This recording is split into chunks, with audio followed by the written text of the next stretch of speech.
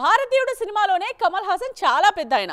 అప్పటికే ఆయన వయసు ఎంత కాదన్నా 75 ఏళ్ల పైనే ఉంటుంది. మరి ఇప్పుడు సీక్వెల్ 28 ఏళ్ల తర్వాత వస్తోంది. మరి ఇప్పుడు ఆయన వయసు కనీసం 100 ఏళ్లకు పైనే ఉంటుంది.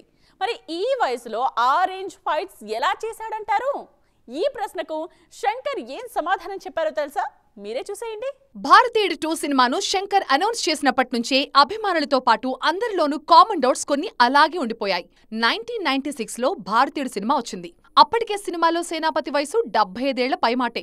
దానికిప్పుడు సీక్వెల్ అంటే ఆయన వయసు 100 ఏళ్లకు పైనే ఉండాలి కదా. ఈ వయసులో సేనాపతి ఫైట్స్ ఎలా చేస్తారు అనేది చాలా మందికి డౌట్. ట్రైలర్ విడుదలకి ముందు ఈ అనుమానాలు తక్కువగానే ఉండేవి. ఎలాగలా మేనేజ్ చేస్తారేమో, యాక్షన్ సీక్వెన్స్లు తక్కువగానే ఉంటాయేమో అనుకున్నారంతా. కానీ ట్రైలర్లో కమల్ విన్యాసాలు మామూలుగా లేవు.